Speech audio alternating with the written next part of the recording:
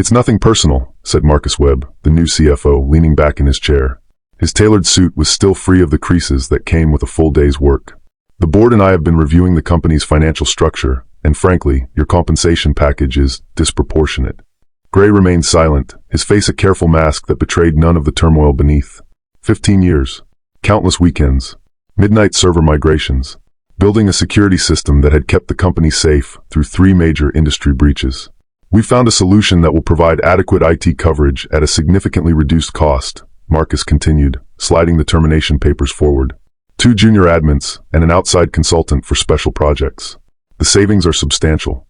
"The system requires more than adequate coverage," Gray finally said, his voice leveled despite the pressure building in his chest. "It needs someone who understands its architecture. I've documented everything, but there are complexities." Yes, Marcus waved his hand dismissively. "That's all in your exit report, I'm sure. We appreciate your concerns, but business decisions must be made. 2 weeks severance is generous considering the company's position." Gray's hand didn't shake as he signed the papers. 50 years old. Mortgage not quite paid off. Daughter halfway through college. Wife recovering from surgery. "You can clean out your office now," Marcus said, already glancing at his watch. "IT security will supervise to ensure all company assets are protected." The humiliation of having junior staff watch him pack his personal items, people he had trained and mentored, was almost worse than the termination itself. Almost. "I'm sorry, Gray," whispered Amelia, his former assistant. "Everyone knows this is wrong." As he carried his cardboard box to the parking lot, Gray caught a glimpse of the server room through a window, his domain for 15 years. The blinking lights of the system he had built from nearly nothing, now entrusted to inexperienced hands to save a fraction of the company's annual budget. He placed the box in his trunk, closed it gently, and drove away without looking back. His phone remained silent for the entire ride home. No emergency calls. No system alerts. For the first time in 15 years, it wasn't his problem anymore. But a small, quiet part of him knew it soon would be someone else's. The house felt unnaturally quiet when Gray arrived home. He placed his box of belongings, 15 years reduced to a coffee mug, family photos, and a few technical manuals, on the kitchen counter. "You're home early," said Helen, his wife of 26 years, looking up from her laptop. The realization dawned slowly across her face. "They didn't." "They did," Gray confirmed, loosening his tie. "Marcus made it official today." Helen's expression hardened. "After everything you've done for that company, the security breach of 18 alone should have earned you lifetime employment." Gray smiled faintly, remembering those 3 sleepless days. While competitors had their data exposed and stocks plummeting, his system had held. The CEO back then had called it miraculous. Gray had called it preparation. "I built systems that withstand external attacks," he said, sitting beside his wife. "I didn't account for internal ones." His phone buzzed with a text from his daughter Mia. "Dad, everything okay? Mom says you're home early." "I'm fine," he typed back. "Just a change at work. We'll talk tonight." No need to worry her during finals week. After dinner, Gray retreated to his home office. He'd maintained a private server where he tested configurations before implementing them at work. All above board, all on his own time. He pulled up his resume, untouched for over a decade. 27 years in IT. 15 as Director of Information Systems at Meridian Technologies. Bachelor's in Computer Science.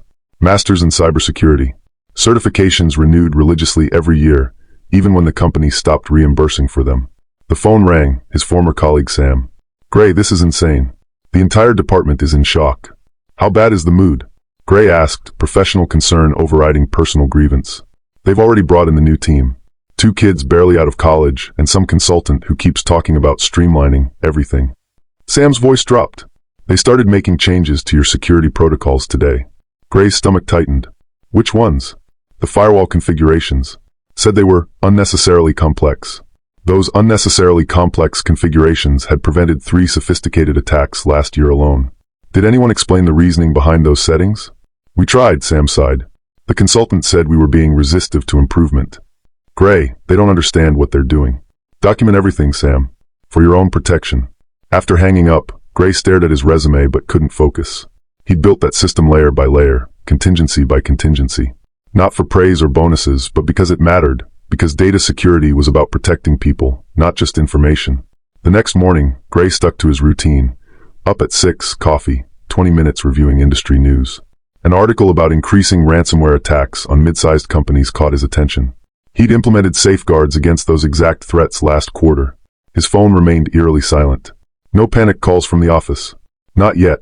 By afternoon, Gray had applied to 3 positions and scheduled a networking lunch with a former colleague, now at Axiom Systems, Meridian's biggest competitor.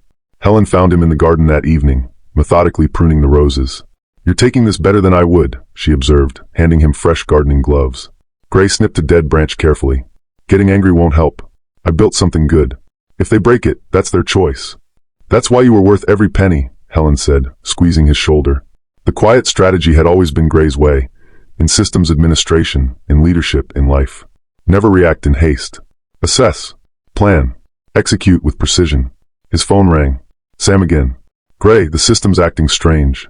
Unusual login attempts. Network slowdowns. Have you told the new team?" "They said it's just transition issues. Normal turbulence." Gray knew better. In his system, there was no such thing as normal turbulence. "Be careful, Sam. Keep your own backups of anything important." As he hung up, Gray felt no satisfaction in the approaching validation of his worth. Only concern for the colleagues and systems he'd left behind, and a quiet determination to rebuild what he'd lost, not from spite, but because creating secure, reliable systems was who he was, whether Meridian valued that or not. Day 3 of Gray's unexpected retirement brought the call he'd been anticipating. "It's down." Sam's voice trembled over the phone. "Everything. The entire network." Gray closed his eyes, picturing the server room in chaos. "What happened? Remember that unnecessary complexity they removed from your firewall settings? Turns out it was pretty necessary. We're hit with some kind of ransomware. Everything's encrypted, customer data, financials, production schedules. 3 days. It had taken only 3 days. The backup systems," Gray began. "They reconfigured those too. Something about optimizing storage costs. Half the backups are corrupted or incomplete." Gray's mind flashed back to his final meeting with Marcus Webb before being escorted out. "Before I leave, we should discuss the transition plan," Gray had said, sliding a binder across the desk. "This outlines critical systems and maintenance protocols." Marcus had barely glanced at it. "I'm sure the new team can figure things out. IT is IT. Our system has customized security layers designed for our specific vulnerabilities," Gray had persisted. "The documentation needs context." "Gray," Marcus had sighed with theatrical patience, "we're not launching a space shuttle. It's just servers and networks. The consultants assured me any competent team can manage it. At minimum, please don't alter the backup protocols. They're redundant for a reason." "Redundancies are inefficiencies," Marcus had replied, the conversation clearly over in his mind. "They're saying we might be down for days," Sam continued, yanking Gray back to the present. "The financial impact is already in the millions. The clients are furious." Gray felt no satisfaction, only a hollow vindication. Who are they bringing in to fix it? Some emergency response team from that consulting firm, charging triple their normal rate for the crisis response. Later that afternoon, Gray's phone lit up with an unfamiliar number. "Mr. Davidson? This is Elaine Cho, CTO at Axiom Systems." Gray straightened. Axiom was Meridian's largest competitor. "Your former colleague James Chun suggested I call you directly. We've heard about Meridian's situation." "News travels fast," Gray remarked. "In our industry, system failures always do," she replied. "I understand you built Meridian's infrastructure from the ground up. James speaks highly of your work. We're expanding our security division and need someone with your expertise. Would you be interested in meeting tomorrow?" After scheduling the meeting, Gray sat in his garden, contemplating the irony. The system he'd carefully constructed over 15 years had collapsed within days of his departure, and now a competitor was courting him because of it. His phone buzzed again, a text from Amelia. "Emergency all-hands meeting tomorrow. Word is we lost Kingsley account after data breach." CFO looking shell-shocked. Kingsley was Meridian's largest client, 20% of their annual revenue. Gray remembered warning the previous CEO about exactly this scenario during budget discussions 3 years ago. "Security isn't where you cut corners," he'd said. "The cost of prevention is always lower than the cost of recovery." The CEO had listened. Marcus hadn't. Gray closed his laptop and went inside to prepare for tomorrow's interview. His expertise, deemed too expensive just days ago, had suddenly become priceless to those who recognized its value. The system's collapse wasn't personal vindication. It was the predictable outcome of prioritizing short-term savings over long-term security. A lesson Meridian was learning the expensive way, and one that Gray would ensure wouldn't be repeated at his next position. Axiom Systems headquarters stood in stark contrast to Meridian's aging office complex. Modern glass and steel rose 20 stories above a meticulously landscaped courtyard. Gray adjusted his tie as the elevator ascended to the executive floor. Elaine Cho greeted him with a firm handshake. "Thank you for coming, Mr. Davidson." "Gray, please," he corrected gently. The conference room offered a panoramic view of the city. Unlike his termination meeting with Marcus, this table held coffee, pastries, and 4 attentive executives. "We'll be direct," Elaine began after introductions. "Meridian's system collapse has created industry-wide concerns. Several of their clients have approached us already." James Chun, Gray's former colleague who had recommended him, added, "They've lost confidence. Not just in Meridian's security, but in their decision-making." "Kingsley Pharmaceuticals reached out yesterday," said Robert Torres, Axiom CEO. "They're particularly concerned about regulatory compliance data that may have been compromised." Gray kept his expression neutral despite recognizing the gravity. Kingsley's compliance data was extremely sensitive. Any breach could trigger FDA investigations. "We understand you designed Meridian's previous system," Robert continued. "The one that protected them successfully for years." "I did," Gray confirmed. "With proper maintenance, it would have continued to do so." "We're proposing something unusual," Elaine leaned forward. "We want you to lead a team building a next-generation security system for us, one specifically addressing the vulnerabilities that brought down Meridian." "We'd provide resources that Meridian never did," James added meaningfully. "What exactly are you proposing?" Gray asked. "Director of Advanced Security Architecture," Robert said. "A new position reporting directly to Elaine. Competitive salary, equity package, and your choice of team members." The offer they outlined exceeded Gray's expectations. After 15 years of budget constraints and compromise, they were offering him carte blanche. "There's something else," Elaine added. "We're bidding on the Kingsley contract next week. Having you lead our security presentation would give us a significant advantage." On his drive home, Gray's phone buzzed with a text from Sam. CFO called emergency board meeting. Stock down 17% today. Rumors of executive shakeup. That evening, Gray researched Axiom thoroughly. Their financials were solid, their corporate culture respected. Most importantly, they valued security as essential infrastructure, not a cost center to minimize. Helen found him at his desk, surrounded by notes. "They made an offer?" she asked. "A very good one," Gray nodded. "Better than what I had at Meridian, even after 15 years. "You don't seem completely thrilled." Gray sighed. "Building their system means directly competing against my old company. Against people I worked with for years. People who stood by while that CFO pushed you out," Helen reminded him gently. Before Gray could respond, his phone rang again. The number displayed made him sit up straight. "Gray Davidson speaking." "Gray, it's Marcus Webb." The CFO's voice lacked its usual confidence. "How can I help you, Marcus?" Gray kept his tone professional. "We're experiencing significant challenges with our network infrastructure. The board has authorized me to offer you a consulting arrangement to assist with recovery efforts." Gray closed his eyes. "At what rate?" "Double your former salary, on a month-to-month basis." The situation must be dire. Marcus's silence confirmed it. "I'm afraid I've already accepted another position," Gray said finally. "We can triple." "It's not about the money, Marcus. It never was. It was about respect for expertise and long-term security." After ending the call, Gray turned to find Helen watching him. "That felt good, didn't it?" she asked with a small smile. "It shouldn't," Gray admitted. "People are suffering because of his decision. Staff are probably worried about their jobs. Clients about their data. You warned them. They chose not to listen." The next morning brought news headlines. Meridian Technologies faces class action lawsuit following data breach, and Kingsley Pharmaceuticals terminates contract with Meridian after security failure. By week's end, Gray had signed with Axiom. His first task, designing a secure migration pathway for Kingsley's sensitive data from Meridian's compromised systems. "We've approved your requested team budget," Elaine informed him. "Any specific personnel you want to recruit?" Gray thought of Sam and Amelia, still struggling at Meridian.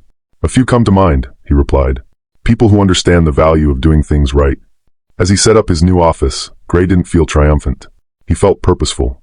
This wasn't about revenge against Marcus or Meridian.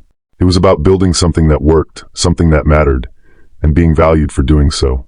The stakes weren't just professional anymore. They were personal. Gray's corner office at Axiom overlooked the city skyline, but his attention focused on the whiteboard covered in network diagrams. 3 weeks into his new role, he was rebuilding more than just a security system. "This architecture addresses the vulnerabilities we identified in Meridian's collapse," Gray explained to his newly assembled team. "But I want us thinking beyond reactive measures." Sam, who had resigned from Meridian the previous week, studied the diagram. "This firewall configuration is brilliant. Multiple authentication layers without sacrificing accessibility. Kingsley needs to migrate their compliance data within 30 days, Gray reminded them. Their regulatory audit timeline hasn't changed despite Meridian's breach. Amelia, now Gray's project coordinator at Axiom, updated the shared calendar. The development server farm arrives tomorrow. Implementation timeline still looks tight. After everyone left, Gray remained at the whiteboard, adding contingencies, removing redundancies. A soft knock interrupted his concentration. "You missed dinner," Elaine observed from the doorway. Again. Gray checked his watch, 9:30 p.m. "I need this architecture bulletproof." "You've got something to prove," she noted, not unkindly. "To myself, maybe. And to everyone watching. Industry newsletters are already covering your move to Axiom.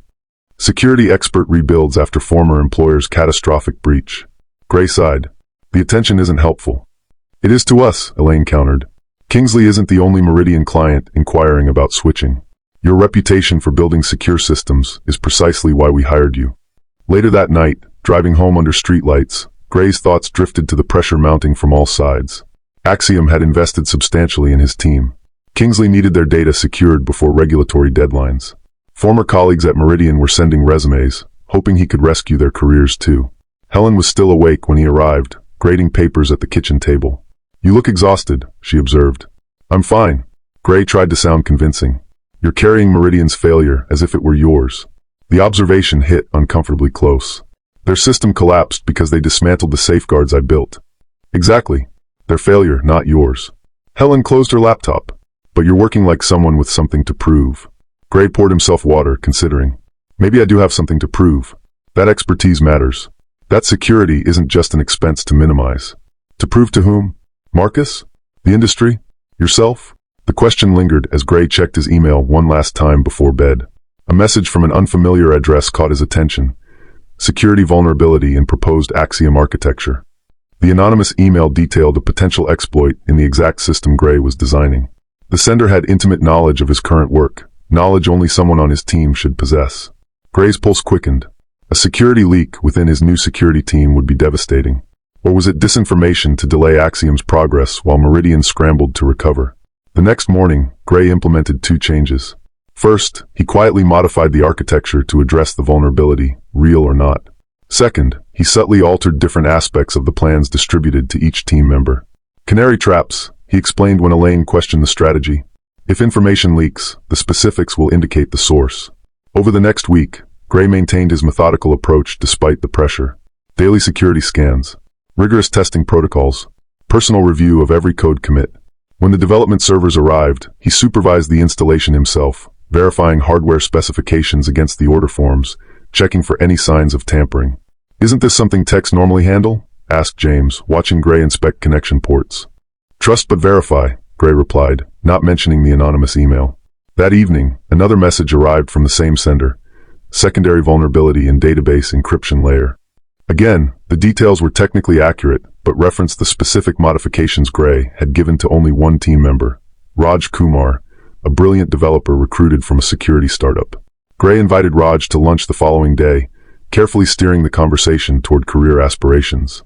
"I appreciate the opportunity you've given me," Raj said. "But honestly, I'm caught in a difficult situation." "How so?" Gray kept his expression neutral. Raj hesitated before pushing his phone across the table. On it was a message from Marcus Webb. "Need regular updates on Axiom's progress. Compensation arrangement stands." "He approached me after you hired me," Raj explained, voice low. "Offered a substantial consultant fee for insights into Axiom's security architecture. I accepted initially, my mother's medical bills." He paused. "But I can't continue this. Not after working with you directly." Gray studied the young developer. "Have you shared anything significant?" "Only superficial details about the architecture, things that would be obvious to any security professional. Nothing that would compromise the system." The betrayal stung, but Gray recognized the conflict in Raj's eyes. The same economic pressures Marcus had exploited at Meridian, he was now using to undermine Axiom. "We have 2 options," Gray said finally. "You resign today or we give Marcus exactly what he's looking for, but not quite what he expects." That night, Gray explained his counter-strategy to Elaine and Robert. "So we feed Meridian misleading information about our approach," Robert summarized, "while actually implementing something entirely different. A distraction architecture," Gray confirmed. "It looks plausible enough to pursue, but contains subtle flaws. Flaws they won't discover until implementation." "Isn't that somewhat unethical?" Elaine asked. "We're not sabotaging them," Gray clarified. "The architecture would work for basic security. It's just not designed for an enterprise with Meridian's specific vulnerabilities. If they implement it without proper testing, which they likely will given their desperation, they'll discover the limitations too late. While our actual system remains secure and uncompromised," Robert nodded appreciatively. The strategy set, Gray refocused his team on the real architecture, the pressure now converted into methodical purpose. This wasn't about revenge. It was about protecting what mattered: client data, team integrity, and the principle that true security required more than quick fixes and cost-cutting. When Raj sent his next update to Marcus, Gray felt no satisfaction, only resolution. The game Marcus had started would end with a lesson about the true cost of undervaluing expertise. 3 months after joining Axiom, Gray stood beside Elaine in the company's largest conference room. On the wall-mounted display, migration statistics showed the successful transfer of Kingsley Pharmaceuticals' final data sets, completed 2 days ahead of schedule. "Impeccable work," said Dr. Miranda Kingsley, the pharmaceutical company's chief compliance officer. "Your team accomplished in weeks what Meridian claimed would take months." "We had the advantage of starting fresh," Gray replied modestly. "Sometimes rebuilding is more efficient than patching." After the Kingsley representatives departed, Elaine turned to Gray with a smile. "The board is impressed. The Kingsley migration is just the beginning. 3 more former Meridian clients have signed preliminary agreements." Gray nodded, satisfaction tempered by professional restraint. "The system architecture is scalable. We're ready for them." That afternoon, Gray's team gathered for a celebration. Sam raised a glass of champagne. "To second chances and secure systems. And to a leader who values both," added Amelia. As conversations flowed around him, Gray checked his phone. A news alert caught his attention. Meridian Technologies announces restructuring following second security incident.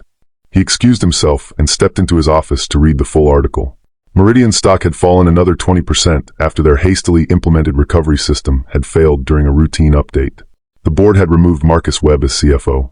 The company announced layoffs affecting 30% of staff. Gray felt no triumph in Meridian's continued struggles, only concern for former colleagues caught in the fallout. He had warned Marcus about the need for thorough testing of any new system. The distraction architecture Gray had allowed to leak contained no malicious flaws, just subtle design limitations that required careful implementation. Implementation that Meridian, in their haste, had apparently bypassed. A knock at his door interrupted his thoughts. Raj stood there, looking uncertain. "I wanted to thank you," the young developer said, "for giving me a second chance when you discovered what I was doing." "Everyone deserves the opportunity to make better choices," Gray replied. "Your contributions to the encryption modules prove that my instinct about your talents was correct." "Marcus contacted me again last week," Raj admitted. "Offered double his previous amount for information on how we completed the Kingsley migration so quickly." "And what did you tell him?" "That some things can't be rushed or shortcut, like building trust or securing data." Gray smiled. "Good answer." Later that week, Robert Torres called Gray to his office. A visitor waited inside, Charles Meridian, the aging founder of Meridian Technologies, who had retired as CEO 3 years earlier. "Mr. Davidson," the elderly man greeted Gray warmly. "I've been following your work at Axiom with great interest." "It's good to see you, sir," Gray replied, genuinely pleased. Charles had always respected Gray's expertise during his leadership tenure. "I've returned temporarily as interim CEO," Charles explained. "The board asked me to help stabilize the company after recent difficulties." "I'm sorry to hear about the challenges," Gray said sincerely. "Challenges largely created by ignoring your security protocols," Charles acknowledged bluntly. "I've spent weeks reviewing what happened. Your replacement team dismantled safeguards you'd implemented for specific threats, then attempted a rushed rebuild without understanding the underlying architecture." Gray maintained his diplomatic stance. "Rebuilding complex systems requires time and expertise." "Precisely why I'm here," Charles leaned forward. "I'd like to contract Axiom, specifically your team, as security consultants to properly rebuild Meridian's infrastructure." The request caught Gray by surprise. Robert looked equally startled. "You want us to help rebuild the system at Meridian?" Gray clarified. "I want the best security architect I know to help save the company he dedicated 15 years to building," Charles replied. "Not as an employee, but as a respected consultant whose expertise will be appropriately valued this time." Robert and Gray exchanged glances. "There would be no conflict with your current position," Charles continued.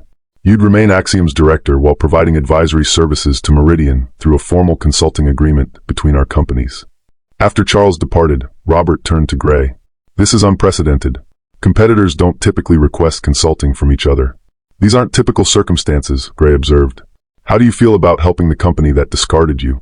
Gray considered the question carefully. "I built that system from the ground up. I trained those people. Many former colleagues still working there are friends who had no part in Marcus's decision." "Not exactly answering my question," Robert noted with a smile. "Professionally speaking, it's an interesting challenge," Gray replied. "Personally, it would feel like closing a circle properly. The consulting agreement was finalized the following week. Gray's first day back at Meridian felt surreal, security issuing him a visitor badge for the building where he'd worked for 15 years. In the executive conference room, Charles introduced Gray to the assembled IT staff. Mr. Davidson isn't returning as an employee, Charles clarified. He's here as a consultant from Axiom Systems, providing expertise we should never have discounted. His recommendations will be implemented without question. Is that understood?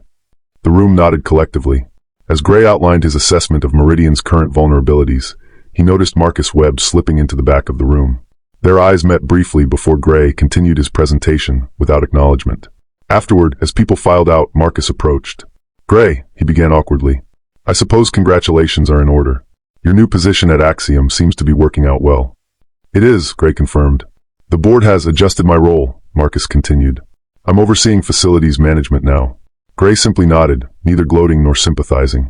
"I made a miscalculation," Marcus finally admitted. "About the value of specialized expertise. About your value, specifically." "It wasn't about me," Gray replied evenly. "It was about understanding that security isn't just another budget line to minimize. It's the foundation everything else depends on." As Gray gathered his materials, Marcus hesitated. "For what it's worth, I apologize." Gray paused, then extended his hand. "Learn from it. That's worth more than an apology." Walking out of Meridian that evening, Gray felt no sense of triumph or vindication, only professional satisfaction that both companies would now approach security with the seriousness it deserved. The justice wasn't in Marcus's demotion or in Meridian's struggles, but in the restoration of respect for expertise and the recognition that some values transcended immediate cost concerns. The system Gray would help rebuild at Meridian wouldn't be identical to his original creation or to Axiom's new architecture. It would be something better, designed with the wisdom gained from both experiences. 1 year later, Gray sat in his home office, watching spring rain trace patterns down the window. On his desk, an industry award gleamed beside family photos, the Information Security Association's recognition for excellence in security architecture, presented for the hybrid system he'd designed for Axiom. The doorbell rang, interrupting his thoughts. Helen answered, and moments later, Sam and Amelia appeared at his office door with Raj close behind. "We come bearing gifts," Sam announced, holding up a bottle of scotch. "Apparently, tradition demands we celebrate when a project comes in under budget and ahead of schedule." The Meridian Consulting project had concluded that morning, 3 weeks early, and with security benchmarks exceeding original specifications. "Charles sent this," Amelia added, placing an envelope on Gray's desk. Inside was a handwritten note thanking him for rebuilding more than just our security system. As Helen brought glasses and they settled into conversation, Gray reflected on the year's unexpected journey. Axiom had promoted him to Chief Security Officer 6 months ago, with his department now 30 people strong. The consulting arrangement with Meridian had evolved into an industry model for collaborative security practices. "Any regrets about not going back to Meridian full-time when Charles offered?" Sam asked, refilling glasses. Gray shook his head. "Axiom values what I build. That matters more than familiar surroundings." "Speaking of building," Raj interjected, "the security conference wants confirmation about your keynote next month." Gray nodded. The annual industry gathering had invited him to speak on resilient architecture, technical and professional lessons. His journey from dismissed expert to industry leader had become something of a cautionary tale in corporate circles. After his colleagues departed, Gray joined Helen in the garden. The roses he'd pruned during those uncertain days after his termination now bloomed vigorously. "You're quiet tonight," Helen observed, handing him garden shears. "Thinking about how different things look from a year ago," he replied, carefully trimming dead branches. "When Marcus called me into his office, I thought my career might be over. Instead, you're earning more, working with better people, and getting recognized for your expertise," Helen noted. "Sometimes being undervalued is the best thing that can happen, if it pushes you somewhere you're truly appreciated." Gray considered this. It's not just about being appreciated. It's about creating something valuable and having the resources to do it properly. The next morning, Gray's phone rang with a number he didn't recognize. "Mr. Davidson? This is Leslie Kingsley, CEO of Kingsley Pharmaceuticals." Gray straightened in his chair. "Good morning, Ms. Kingsley. I'll be direct. We've been impressed with the security infrastructure you've built at Axiom.